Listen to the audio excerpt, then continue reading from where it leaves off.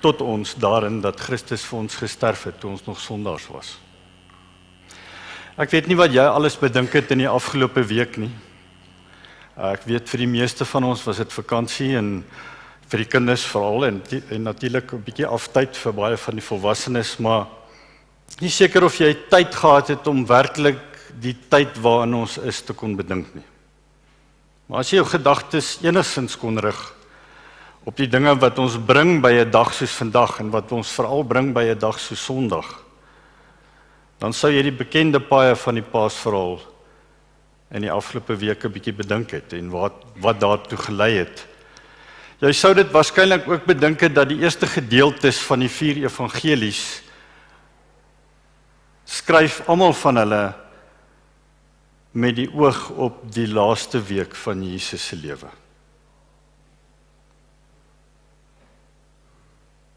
En as 'n mens dit oor en oor bedink, dan dui dit alles, Jesus se lewe op aarde, die laaste paar dae van sy lewe, op die een ding, iets wat ons harte en ons gedagtes eintlik nie vanaf kan kry nie. En iets wat vir ons baie keer nie verstaanbaar is nie. Maar dit dui alles op die liefde van God. Ons kan net nie wegkom daarvan af nie. En daarom die teks vandag, kom ons lees dit weer. Maar God bewys sy liefde tot ons daarin. Waarin? Dat Christus vir ons gesterf het toe ons nog sondaars was. Ons kon net sowel gekyk het na 1 Johannes 4 vers 10, waar daar staan, hierin is die liefde. Waarin? Nie dat ons God lief gehad het nie, maar dat hy ons lief gehad het en sy seun gestuur het as 'n versoening vir ons sondes. Of ons kon gekyk het na die heel bekendste teks in die Bybel. Johannes 3 vers 16. Want so lief het God die wêreld gehad dat hy sy eniggebore seun gegee het, sodat elkeen wat in hom glo, nie verlore mag gaan nie, maar die ewige lewe kan hê. Die gebeurtenisse waarvan ons lees in Johannes 19, waarvan daar in al die evangelies geskryf staan, maak dit baie duidelik vir elkeen van ons, wat in hierdie oomblikke gebeur het.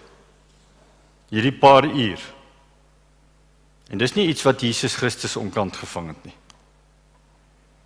As jy jou Bybel ken, sal jy weet, dat net na Petrus se geloofsverklaring, onthou julle, Jesus het gevra, maar julle, wie sê julle, wie's ek?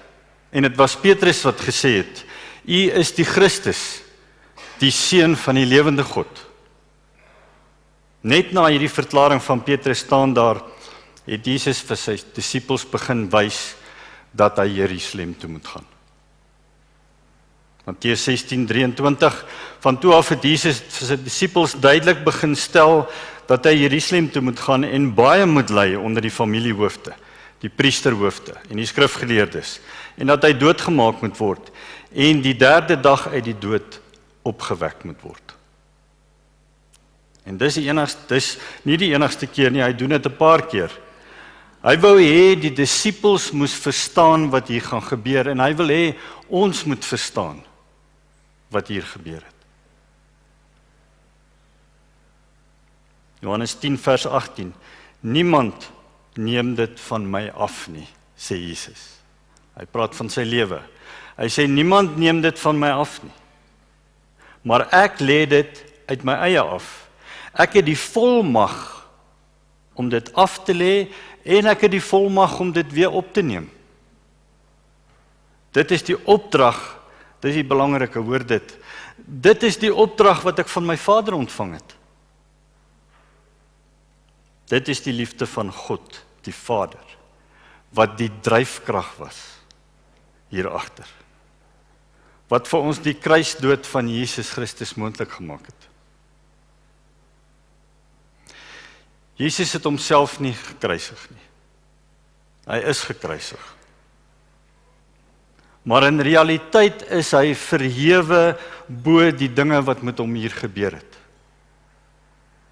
En in die middel van daardie dag, toe die duisternis die hele aarde bedek het en die tempelgordyn of die voorhangsel in 2 geskeur het, te midde van dit alles het Jesus met 'n harde stem uitgeroep, dit is volbring. Hy het ook uitgeroep en gesê, in my hand, in U hande, Vader, gee ek my lewe nou. My gees gee ek oor. En toe het hy sy laaste asem uitgeblaas. Die drama wat daar besig was om te ontvou, was so oorweldigend geweest, dat selfs die gehardste soldate besef het, dat daar iets gebeur het wat nog nooit voorheen gebeur het nie, en wat waarskynlik nooit weer sal gebeur nie. Ons sien die hoofman oor 100 het erken en gesê, waarlik, hy was die seun van God. En die skare wat daar saam gedrom het, verskillende mense met verskillende perspektiewe, het later begin huis toe keer. Daar staan in Lukas, die skare wat daar saam gedrom het en gesien het wat daar gebeur, het later versla huis toe gegaan. Een van die ouer vertalings staan daar, hulle het op hulle borste geslaan. Ek dink die realiteit van wat hulle getref het, was te oorweldigend. En toe Jesus gesê het, ek het die volmag om dit af te lê, sy lewe natuurlik, en ek het die volmag om dit weer op te neem, het hy geweet dat die Jode 2 en 2 by mekaar sal sit. Hulle het geweet dat 'n man wat aan 'n kruis hang, vervloek is deur God. En daardie vloek is gebore, sodat ons wat die vloek verdien, verlos kan word van daardie vloek, omdat Jesus Christus die vloek geword het vir ons. Nou dit alles is deel van dinge wat jy dalk gelees het in die afgelope week, paar dae, dinge wat jy dalk gaan lees later vandag of tot Sondag toe. Maar daar's 3 dinge wat gaan oor die diepte van die liefde van die Vader. En die eerste is, ons moet weet, dat dit wat hier gebeur het, deur God die Vader moontlik gemaak is. Die voorsiening van verlossing is gebore in die hart van God die Vader. Dit is so maklik vir ons, ook vir my wanneer ek besig is om 'n preek voor te berei, om so gefokus te wees op dit wat Jesus Christus aan die kruis vir ons gedoen het, dat ons onbedoeld vergeet dat dit die liefde van God die Vader is, wat die oorsprong was van alles wat in daardie 3 dae gebeur het. Johannes 10 vers 18 staan daar, niemand neem dit van my af nie. Jesus sê, niemand neem my lewe van my af nie. Maar ek lê dit uit my eie af. Ek het die volmag om dit af te lê en ek het die volmag om dit weer op te neem. Dit is die opdrag wat ek van my Vader ontvang het. Wel, dink net vir 'n oomblik daaroor. Jesus sê, ek doen dit omdat my Vader beplan het dat dit so moet gebeur. Dis hoekom dit so merkwaardig is in Romeine 5 vers 7 waar daar staan, want noudiks sal iemand vir 'n regverdige sterwe, vir 'n goeie mens sal iemand miskien nog die moed hê om te sterwe, maar God bewys sy liefde tot ons daarin, dat Christus vir ons gesterf het toe ons nog sondaars was. Die liefde van die Vader word van die begin af teenoor sondaars uitgeoefen. Hy besluit van die heel begin af dat hy diegene wil red wat teen hom gerebelleer het. Dit was sy besluit. En dis waar so baie mense dit verkeerd verstaan. Ons dink ons kan onsself reinig. As ek maar net die beste doen wat ek kan, dan sal ek seker daarom aanvaarbaar wees vir die Here. Maar ons weet dis nie waar nie. Hy is die God wat van ewigheid af met liefde beplan het. 'n Liefde wat 'n voorafgaande liefde is. Met ander woorde, hy het ons nie net lief gehad omdat ons aantreklik is nie. Hy het nie ons lief gehad omdat daar iets in ons of iets van ons is wat vir hom aanvaarbaar was nie. Hy het ons nie lief gehad omdat ons dit verdien nie. Hy het ons lief gehad omdat hy ons lief gehad het. Die Vader het nie 'n beproewing op sy seun gelê wat hy nie wou ervaar nie. Die seun het ook nie van die Vader verlossing verkry wat hy nie wou voorsien nie. Christus het in die sondaar se plek gesterf en dis die hoogste uitdrukking van liefde van ons God en Vader. As ons mooi hieroor dink, dan besef ons, dis heilige grond hierdie. Die wysheid van God, as ons in sulke terme kan probeer dink, laat ons dink oor die uitgestrektheid en die grootheid van God se gedagtes. Maar wanneer ons dink oor die liefde van God, dan dink ons aan die hart van God. Die Here se plan met sy liefde vir sondaars was reeds gevorm voor die fondasie van die wêreld. Toe reeds het hy bepaal dat hy voorsiening sal maak vir sondaars. En in sy voorsiening vir sondaars het hy sy seun gestuur om die verlossing te wees en verlossing aan te bied vir sondaars, vir elkeen van ons. Die liefde van God het dit van die begin af so bepaal. Maar ons moet ook weet, die seun het ingestem tot die Vader se plan vir versoening. Omdat die Vader geweet het dat sondaars nooit in 'n posisie sou wees om hulle eie verlossing te bewerkstellig, om hulle self te verlos van hulle sonde nie, moet daar 'n oplossing daarvoor wees. En daardie oplossing, voorsien deur die intense liefde van God, die Vader, word dan uitgedruk in gehoorsaamheid en in genade deur 'n verstommende daad van Jesus. Daarom het Jesus aan die kruis gewilliglik, doelbewus, dit verduur wat elkeen van ons eintlik verdien het. So belangrik dat ons die harmonie erken tussen die Vader, die harmonie erken wat bestaan tussen God die Vader, die Seun en die Heilige Gees. Die dood van die Here Jesus waartoe hy ingestem het, beperk nie die liefde van die Vader nie. Maar die liefde van die Vader beperk die dood van sy enigste seun. Die woorde van 'n lied, Amazing Love, wat Graham Kendrick geskryf het, sê, My Lord, what love is this? That pays so dearly, that I, the guilty one, may go free. Amazing love, oh what sacrifice, the Son of God given for me. My debt he pays, and my death he dies, that I might live,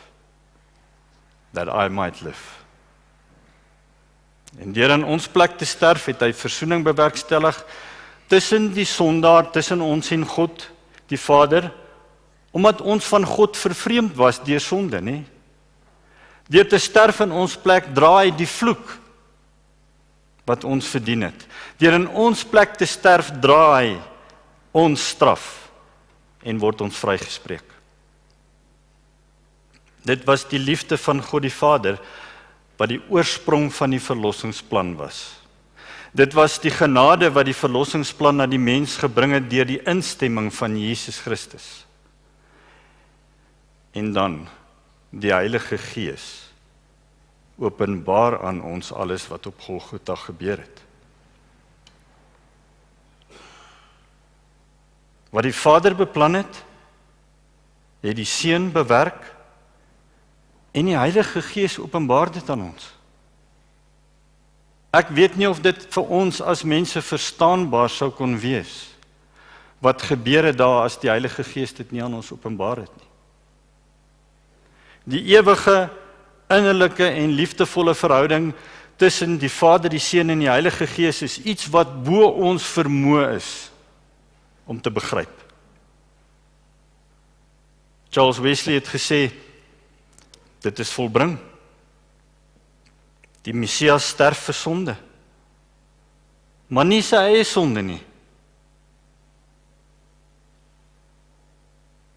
Want hy sondig nie vir ons sonde. Vir die ongelowige mag hierdie onbelaglik klink.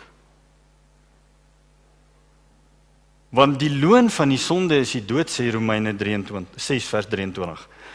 So, hoe sterf die wat sonder sonde is dan? Tensy die wat sonder sonde is, sterf vir die sondaars wat skuldig is. Dis eintlik 'n misterie, hoe die Heilige Gees dit by ons tuis bring om te verstaan. Maar hy doen dit tog. Ons moet verstaan dat die Heilige Gees nie net 'n toeskouer was en 'n bystander was, terwyl dit wat op Golgotha gebeur het, plaasgevind het nie. Hy is nie net 'n bystander nie, en ek en jy weet dit eintlik, want daar staan in Hebreërs 9 vers 14, hoeveel te meer sal die bloed van Christus ons gewete bevry van die las van die dade wat tot die dood lei.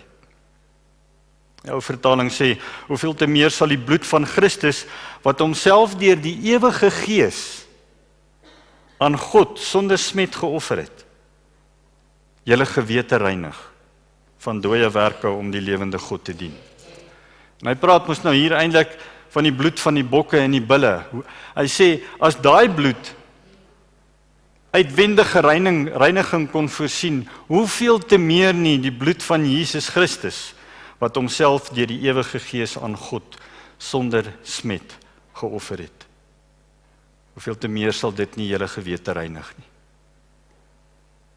Met ander woorde, die Heilige Gees was aan die werk deur Christus by te staan en te bekragtig, terwyl hy die taak gehad het, om beide die priester en die offer te wees.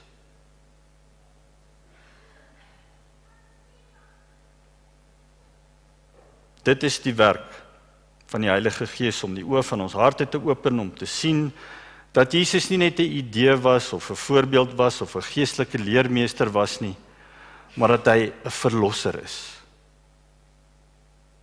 Wanneer die Heilige Gees die wonder vervul van die toepassing van die liefde van die Vader en die werk van die Seun tot lewe, dan praat ons nie oor in algemene terme nie. Ons vind onsself sê soos Paulus, ek is met Christus gekruisig. En ek leef nie meer nie, maar Christus leef in my. En wat ek nou in die vlees lewe, leef ek deur die geloof in die Seun van God, wat my liefgehad het en homself vir my oorgegee het. Hy het nie met sonde in die algemeen afgereken nie. Jesus het nie net met sonde en die sonde van die hele mensdom daarmee afgereken nie. Hy het met my sonde afgereken. En hy het met jou sonde afgereken. Dit is baie persoonlik. Hy het ons rebellie teen God op hom geneem. Hoe weet ek dit? Omdat die Heilige Gees dit aan ons openbaar. Hy het dit in my hart lewend gemaak. Wanneer? Wel, ek weet nie. In jou kinderjare, in die kinder- en jeugbedieninge. Jy bedoel toe ek 'n kind was? Ja, toe jy 'n kind was. Prys die Here vir sonnaarskoolooms en tannies, prys die Here vir volwasse leiers in die kerk se jeugbedieninge, prys die Here vir mammas en pappas. Prys die Here vir onderwysers en onderwyseresse. Dis die liefde van die Vader, dis die werk van die Seun, en dit is die Heilige Gees wat dit vir jou laat verstaan het, deur mense wat dit met jou gedeel het. En aan jou bekend gemaak het. En skielik gaan jou oë oop en jy sê, o, ek het Jesus ook lief. Want hy het my lief. Dis wat die Bybel vir my sê. Maak klaar met 'n aanhaling van Charles Spurgeon wat praat oor hoe op aarde dit moontlik is dat ons kan beweeg van eenvoudige kopkennis oor hierdie dinge wat in daai 3 dae gebeur het, na 'n plek waar ons dit kan ontvang en dit ons verenig met die Here Jesus Christus. Hoe op aarde is dit moontlik? Hy sê die volgende en ek haal aan. The mysterious hand of the divine spirit dropped the living seed into a heart that he had himself prepared to receive it. Hoe briljant is dit nie? Dit moet dit wees. Want almal hoor dieselfde boodskap, almal hoor dieselfde preke. Ons almal kan daaroor dink en daaroor argumenteer as ons wil. Maar wie glo uiteindelik? Jesaja 53 vers 1. Wie het geglo wat aan ons verkondig is?